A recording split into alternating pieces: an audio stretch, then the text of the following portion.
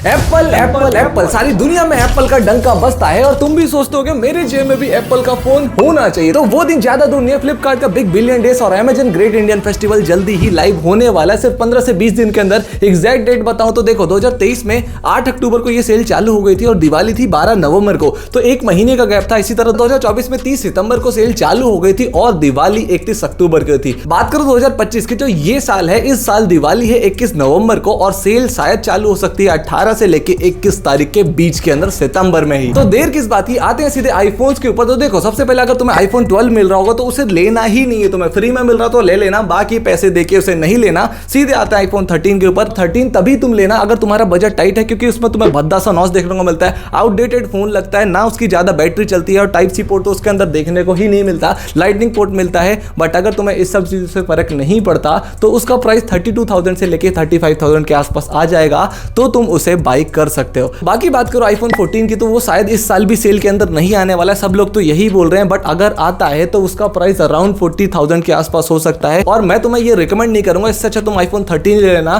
क्योंकि उसका जो परफॉर्मेंस है ना वो इतना ही दोनों का सिमिलर देखने को मिलेगा और कैमरा थोड़ा 14 का इंप्रूव है, वो भी लो लाइट के अंदर, जो आंखों से इतना ज्यादा विजिबल नहीं होगा। तो इसीलिए मैं तुम्हें आईफोन 13 ही रिकमेंड करूंगा। अगर 5-6 हज़ार 10 हज़ार एक्स्ट्रा लग रहा है तो इसे कंसीडर मत करना। अब आते हैं आईफोन 15 के ऊपर, जो वन ऑफ द बेस्ट हो सकता है इस सेल के अंदर, बिकॉज ये आउटडेटेड नहीं लगता। इसमें तुम्हें A16 बायोनिक चिप देखने को मिलती है, डायनेमिक आइलैंड देखने को मिल जाएगा, 48 मेगापिक्सल का सेंसर देखने को मिलता है, बैटरी थोड़ी इंप्रूव देखने को मिलती है और अभी भी इसके 4 से 5 साल के सॉफ्टवेयर अपडेट बचे हुए हैं। बात करूं प्राइस की, तो ये पिछले साल अराउंड 50,000 के आसपास बिका था, तो इस साल ये 40 से 45,000 के बीच में आ सकता है, क्योंकि ये स्टॉक खत्म हो चुके हैं, इसका प्रोडक्शन बंद कर दिया एप्पल ने, तो सारे सेलर इसके स्टॉक खत्म करने के लिए ही लगे होंगे।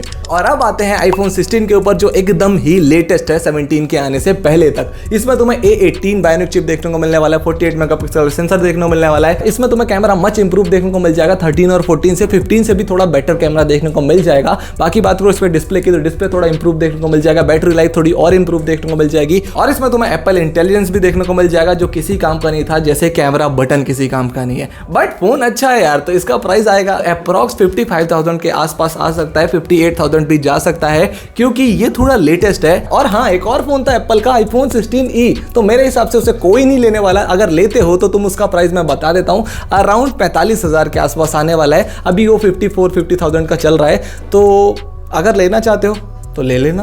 बाकी बात करूं प्रो सीरीज की, तो आईफोन 15 प्रो तुम्हें 70 से 75,000 के आसपास मिलने वाला है और आईफोन 15 प्रो मैक्स तुम्हें 80 से 85,000 के आसपास मिल सकता है, क्योंकि अभी वो अंडर 1 लाख चल रहा है। बाय द वे, अगर तुम्हें 16 प्रो भी चाहिए तो वो अराउंड 1 लाख के आसपास आएगा, तो तुम उसे अगर कंसीडर करना चाहते हो तो ले सकते हो। अगर तुम्हें समझें कि प्रोडक्ट देखने हैं उसका प्राइस क्या होगा, FE सीरीज का, अल्ट्रा सीरीज का और नॉर्मल सीरीज का, और अगर तुम कंफ्यूज हो तुम्हारा जो भी बजट है उस रेंज में तुम्हें कौन सा फोन लेना चाहिए, तो नीचे कमेंट सेक्शन में कमेंट करके बताना, मैं एक वीडियो बना दूंगा तुम्हारे लिए। अब मैं चलता हूं दूसरा वीडियो बनाने। बाय।